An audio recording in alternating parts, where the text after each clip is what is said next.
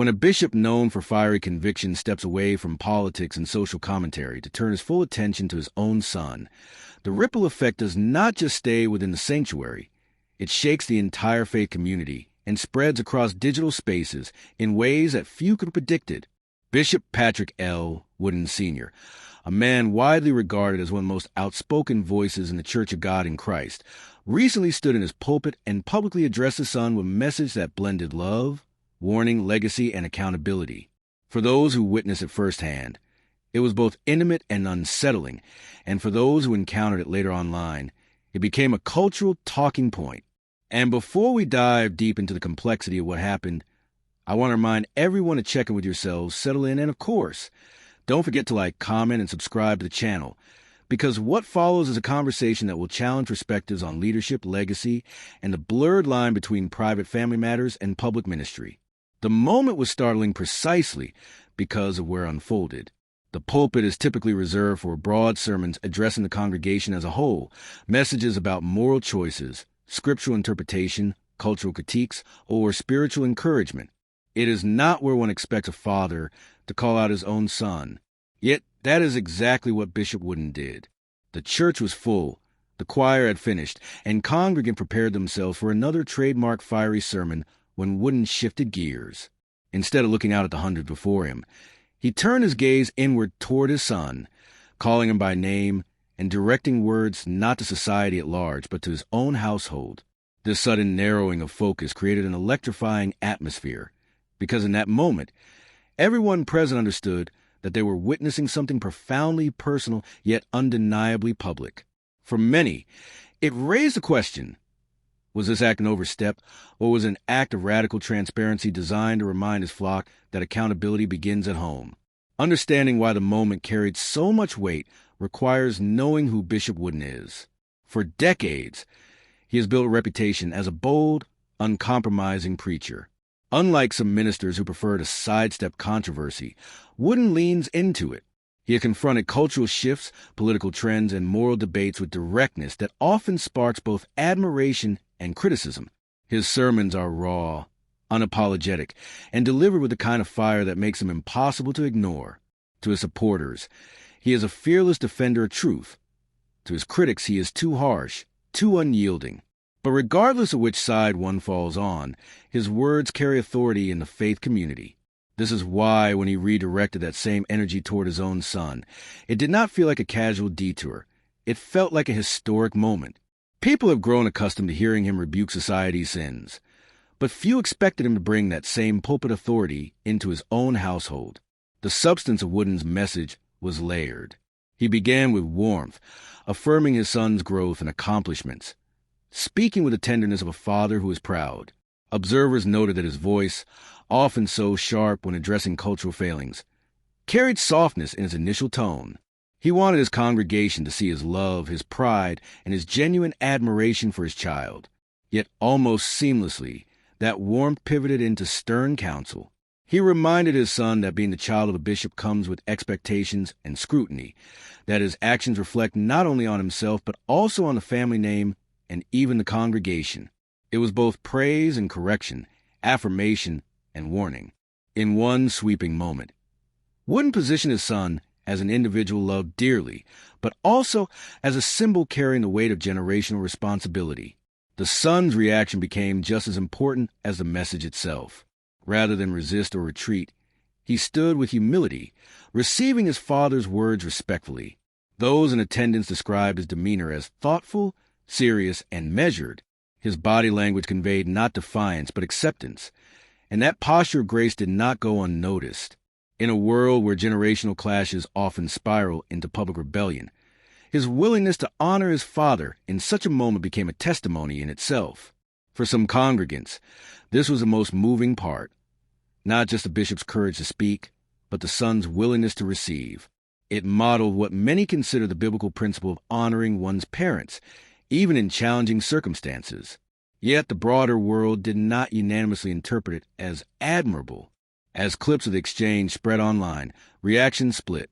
Supporters lauded the bishop for his transparency, arguing that it is rare to see leaders who hold their own families accountable as publicly as they do their congregations.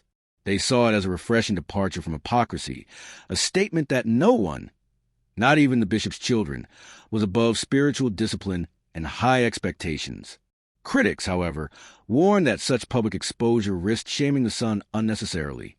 They questioned whether intimate family matters should ever be broadcast in such a way, and whether the pulpit, an inherently authoritative platform, created an unfair power imbalance in which the son had no real ability to respond freely. This criticism highlights a larger tension in church life, the fine line between modeling accountability and crossing into public spectacle. As the story spread, interpretations multiplied. Some observers saw the moment as more than parental correction. It was legacy signaling. In many church traditions, particularly in Pentecostal and charismatic circles, succession planning often involves implicit or explicit grooming of the next generation. By addressing his son so directly from the pulpit, Bishop Wooden may have been sending a message to the congregation that his son is not just his child, but potentially his spiritual heir. The symbolism was hard to ignore. A leader speaking across generations, preparing both his son and his flock for a future where leadership must eventually pass hands. Whether intentional or not, the act positioned the son as part of a narrative larger than himself. But with legacy signaling comes risk. Publicly tying the son to expectations of leadership can burden him with scrutiny that few are prepared to carry. Critics of dynastic leadership in churches often point out that not every child of a leader is called to ministry, and pushing them into roles prematurely can create dysfunction. Others argue that it can foster unhealthy church cultures where leadership becomes hereditary rather than merit-based. In this light, what some saw as a symbolic passing of the torch, others interpreted as undue pressure. This tension adds layers of complexity to the event. Was it fatherly guidance, strategic leadership planning, or an act that inadvertently risked his son's autonomy? The pulpit itself added another dimension. By choosing that sacred space as the site of the exchange, Bishop Wooden reframed a personal conversation into a communal lesson. For him, it may not have been about his son alone, but about modeling what it looks like to hold one's family accountable before God and the community. The message reverberated not just as paternal advice, but as pastoral instruction, implicitly encouraging other parents in the congregation to lead with the same mixture of love and accountability. It was as if the bishop was saying, "If I can do this in my own home, so can you." From this point, the conversation spilled beyond one family and into broader discussions about generational succession, church governance, and the role of transparency in leadership. Pastoral families often live under microscopes, with every action scrutinized by congregants and critics alike. The bishop's act intensified this dynamic, reminding observers that leadership in faith communities is never purely personal. It is always communal, symbolic, and interpretive. In many ways, Wooden's choice forced the church to grapple with questions that extend far beyond one Sunday morning sermon. What does it mean to prepare the next generation of leaders? How do you balance private family dynamics with public pastoral expectations? And how should churches handle the inevitable transition of leadership from one generation to the next? These questions are not new. Historically, religious institutions across denominations have struggled with succession. From Old Testament narratives of prophets appointing successors to contemporary megachurch transitions, the handoff of leadership has often been fraught with tension. Some transitions, like that of Billy Graham to Franklin Graham, became smooth continuations of legacy. Others fractured communities when members rejected hereditary leadership. Against this backdrop, Bishop Wooden's actions become even more significant, as they may signal the early stages of such a generational handoff, intentional or not. At the same time, the digital age amplifies every pastoral action. What might once have remained a memorable but localized church moment quickly spread across social media, where strangers with no connection to the Wooden family weighed in with judgments. Supporters framed the moment as bold leadership. Detractors framed it as spiritual overreach. This viral amplification reflects a new reality for faith leaders. Nothing said within the walls of a sanctuary stays there anymore.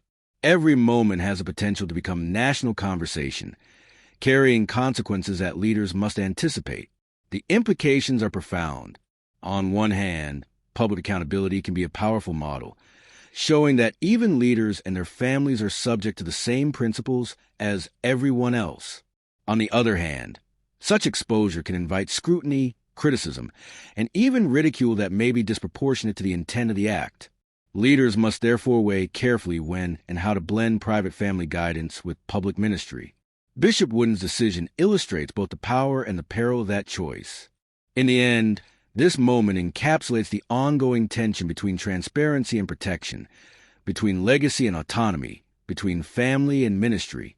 It reminds us that leadership is not only about what is preached, but also about what is modeled in one's own home. It also underscores the reality that in a digital, interconnected world, no act, however personal, remains confined to its original setting. The debate over Bishop Wooden's public message to his son is not merely about one father and one child. It is about how communities of faith navigate accountability, leadership, and succession in a rapidly changing cultural landscape. And if there is one lesson that lingers, it is that transparency, while powerful, always carries a cost. The story of Bishop Wooden and his son is not finished. Whether this moment becomes remembered as an act of courage, a misstep, or the first chapter in a succession narrative remains to be seen. What is clear is that it has forced both his congregation and the wider public to wrestle with questions that every faith community must eventually face. Leadership is temporary. Legacy is intentional. And the way we pass faith from one generation to the next will shape the future of the church. For now, the bishop has spoken, the son is received, and the conversation continues far beyond Raleigh, echoing across pulpits, living rooms, and online platforms everywhere. And as we reflect on all, I'll leave you with this. Conversations like these are just beginning. So stay tuned, stay engaged, and don't forget to like, comment, and subscribe for more.